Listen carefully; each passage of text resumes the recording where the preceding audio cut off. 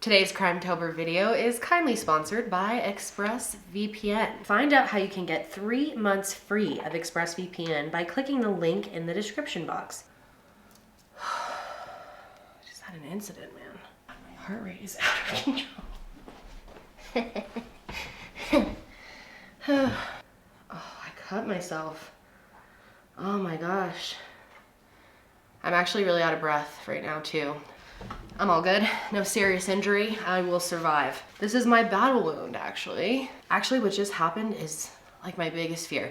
Well, pretty close to my biggest fear. I was just using the potty before we started. There was a big black spider staring at me on the wall right where my head was, meaning it could have just crawled into my hair and I wouldn't have even known. My biggest fear, even more than that, would be if the spider was in the toilet. That is my biggest fear. When I was a kid, I wouldn't even go to the bathroom by myself, fun fact. I used to bring my grandma or my mom or dad or something because I was too afraid that there would be a spider in the toilet bowl and that it would crawl in my butt. So this was pretty close to my biggest fear, and Josh was downstairs, so I had to grab a crystal off the wall, and it was a sharp one, and it took several tries to get this guy. I mean, he was pretty good. He fell down off the wall onto the floor. The battle continued across the bathroom, around the bathtub. It was very dramatic, and I cut myself in the process. And so my heart rate's just a little high, but that's good because we are about to get freaky.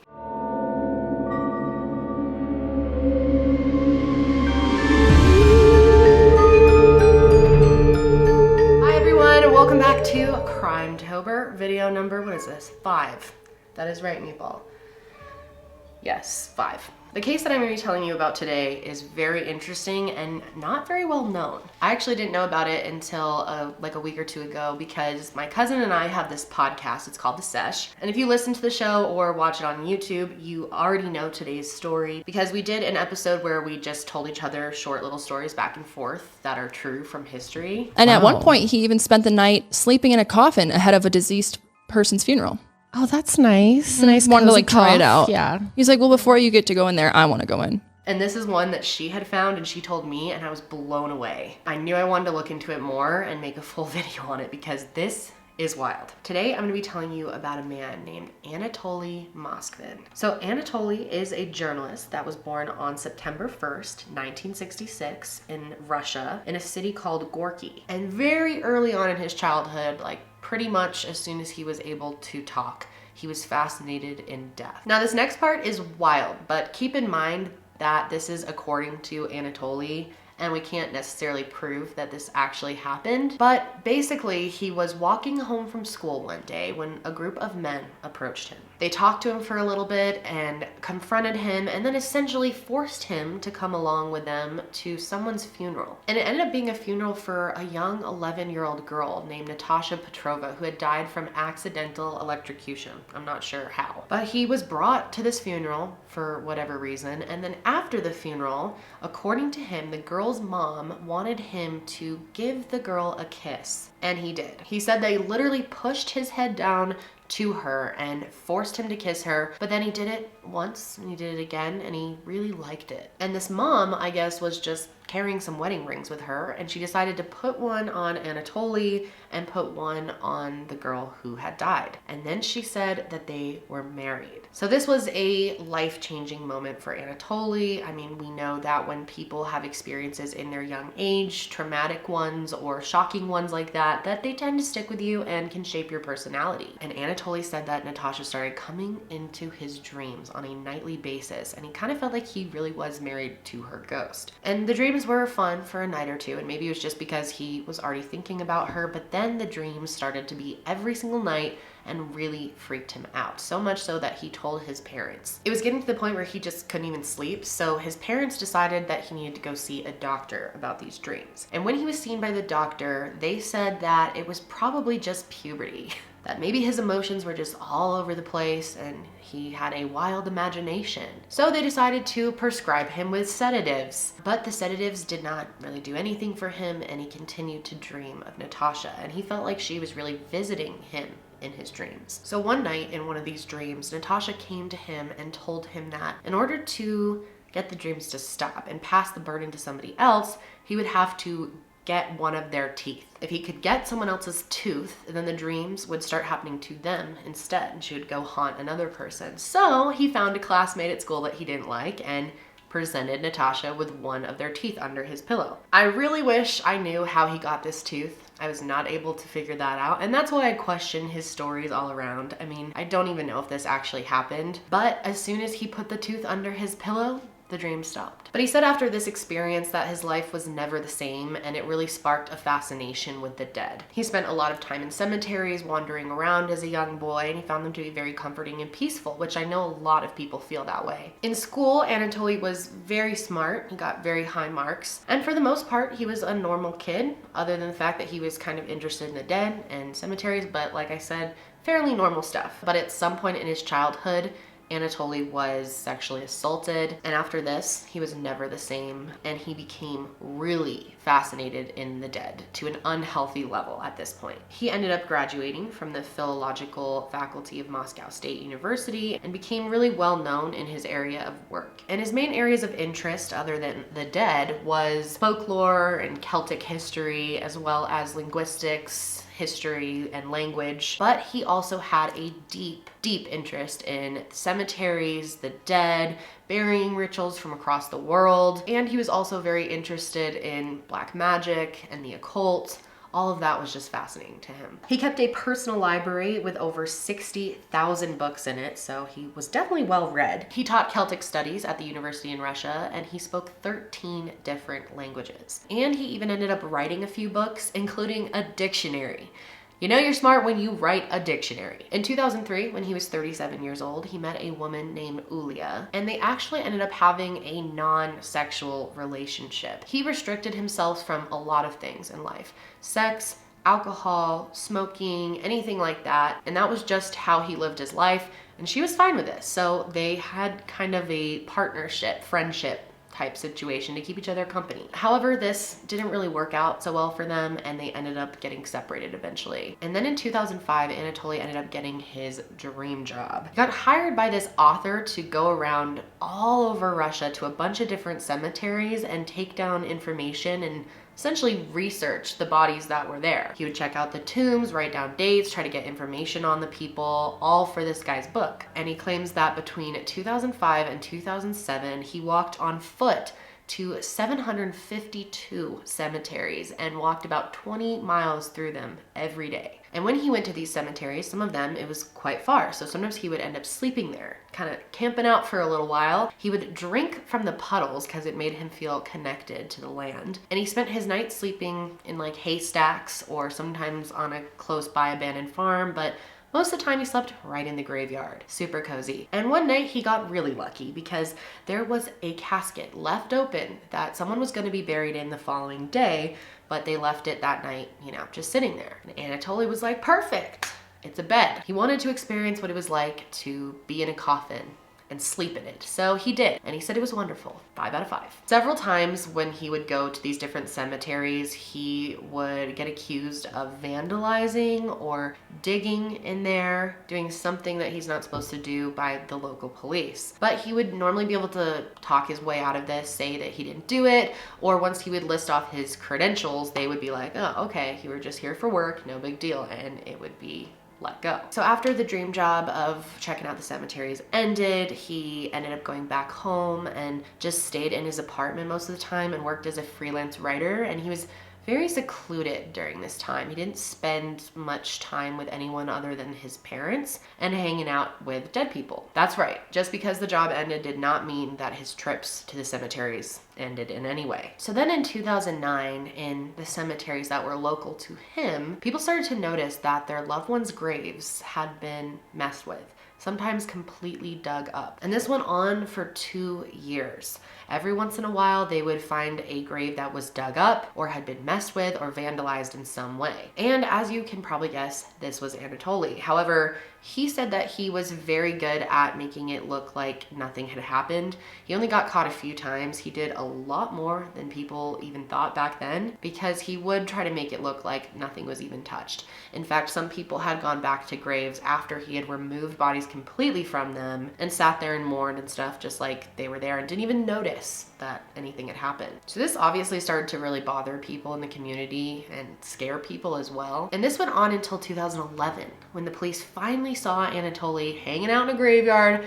painting on some gravestones. Since they were already looking for someone that was messing with the graves, they figured it might be this guy. So they started talking to him, and obviously they're trying to figure out if he is the one taking these bodies, where is he taking them? What is he doing with them? So they somehow convince him to take them back to his house. And again, they're just planning to have a little chat over tea with Mr. Anatoly, but as soon as they walk into his apartment, they are greeted by the foul smell of decaying bodies. And they quickly noticed that the house was filled with dolls. Life-size, antique-looking, creepy dolls. And it actually took them a couple of minutes to connect the dots here about what was going on. At first, they thought this was just a collection of dolls, that the dude just really liked dolls. These dolls were wearing all different types of clothing. Some of them had high-knee boots. They were all dressed up. It seemed like some weird hobby. But then it hit them that these were not dolls. One of the officers started getting closer to a doll and inspecting it, and when he moved it,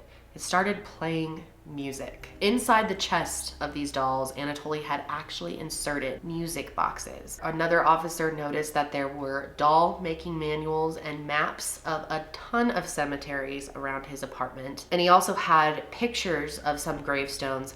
He actually had some of the actual gravestones or plaques taken from the grave sites. And then it hit them. These were not dolls. These were rotting bodies. Anatoly had been going to the graveyard, digging up bodies, bringing them home, and having himself a little craft. And one really weird thing that he did is he would open up the bodies and put in some of their personal belongings, like random things that he found buried along with them. Or sometimes he would even take pieces of their gravestone, such as their nameplate, and put it in their body. Don't know why he did this. One of them even had a hospital tag that had the girl's cause of death and her time of death. In another body, there was a real dried human heart. So he was a nasty dude. So they asked him, man, are these real bodies? And he said, yep.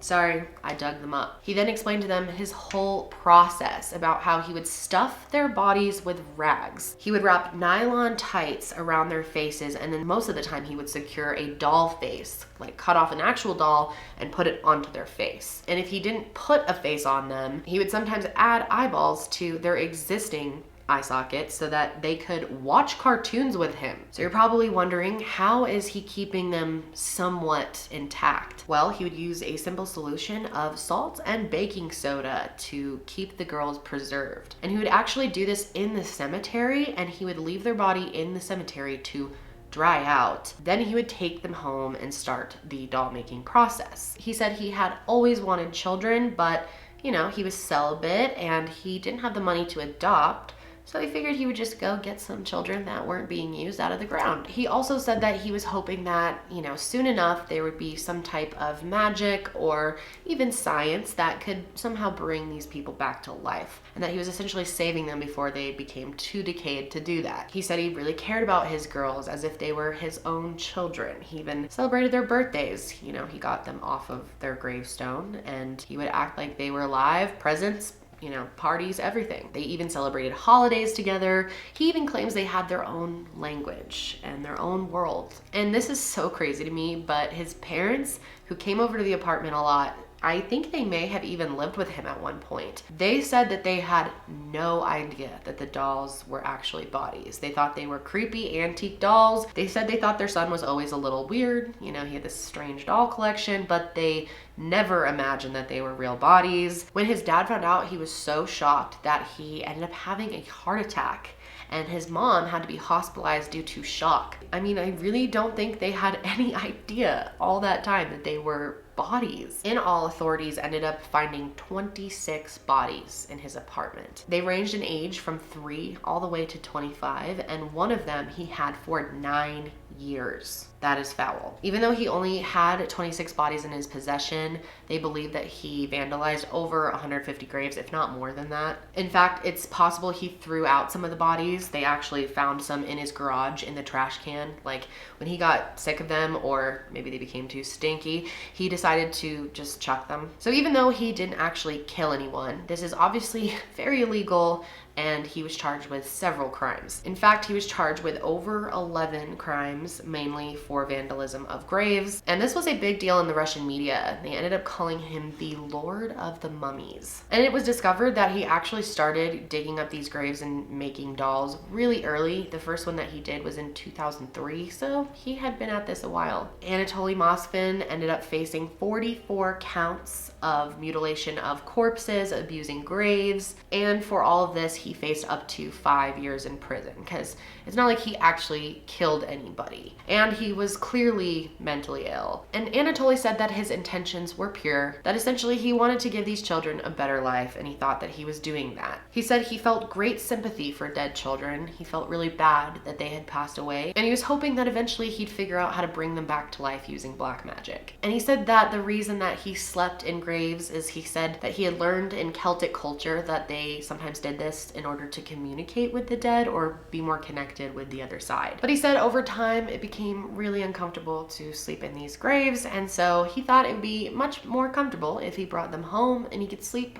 around the dead bodies in his own house. And maybe by warming the spirits up and respecting them, that they would be more willing to talk to him. He said he knew that he was committing a crime, but he just felt compelled because he heard the children calling out to him from the graves, begging for him to dig them back out. So after a psychiatric evaluation, it was determined that Anatoly suffered from paranoid schizophrenia. And on May 25th, 2012, the Russian court decided that he was actually unfit to stand trial, and they ended up releasing him from any criminal liability. And at one point, he actually, when he was in court, he turned and faced some of the parents of the kids that he had dug up and actually had the balls to tell them that you left your kids out in the cold underground. I brought them home and warmed them up. Now, the victims' families were very upset that he was just released of any criminal liability. Some of them actually thought that he should be given the death penalty or at least life in prison. But he was sentenced to coercive medical measures, meaning he had to get some psychiatric help. However, there are reports, and I couldn't confirm if this is true or if he's actually done this, which I doubt, but he was ordered to pay each of the families $75,000. Highly doubt it. Except for one of these families refused and actually said over and over again how they were thankful for him. And they liked that he had taken their sweet daughter out of their grave and taken her home and taken good care of her. In fact, they said that he had given her a better life dead than she ever had when she was alive. So Anatoly was moved to a psychiatric clinic and he received treatment there for years. In fact, it was extended over and over again. Like in 2014, they ended up moving it to 2015 to 2016. He stayed in there until 2018 when the doctors finally said that he had gotten enough treatment and that they felt like he had changed. And they said that he'd be fine to go home and get outpatient treatment, which I don't know how I feel about this. I really want to know what you guys think a proper sentence should be. I know he's mentally ill, but I feel like there should have been some type of punishment or jail time. I don't know, that's just me. However, luckily in 2019, they ended up doing a psychiatric evaluation before they actually let him out. He was supposed to be let out very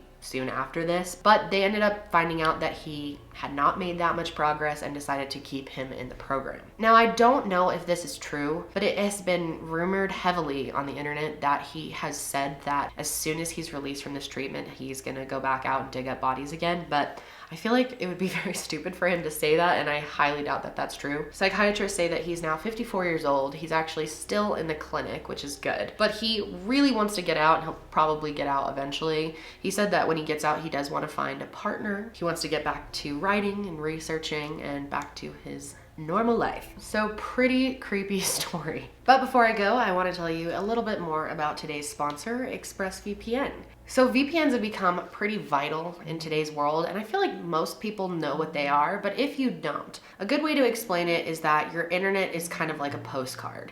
everyone can read it, it's out in the open, but a VPN puts a envelope on that postcard, making the information inside private and secure. And ExpressVPN is great for unblocking content. One way that I use it is to access Netflix from other countries. Netflix isn't the same worldwide. Different countries have different titles, and sometimes you may want to watch those titles. Recently, we used it to watch Lord of the Rings, which is on Canadian Netflix, so we were able to unblock it and watch it here. And it has trusted server technology, which means that it's physically impossible for any of ExpressVPN's servers to actually store logs of any of their customers. And that's even been audited by PwC. It is the top-rated VPN provider, rated #1 by CNET, The Verge, Wired, TechRadar, and many more. And what's great is you can get 3 months free with my link, which is expressvpn.com/Kendall Rae. So be sure to check it out. That link is in the description box. But that is it for me today, guys. I hope you enjoyed today's Crimetober video. I have 2 more videos coming to you before Halloween. Also, make sure to subscribe and hit that bell if you haven't already. That seems to be the only way to make sure you actually see the content of the people you are subscribed to. If you haven't seen all the other Crimetober videos and you want to get in the spirit for Halloween, there will be links to all those videos below. But until next time, friends, stay safe and stay spooky.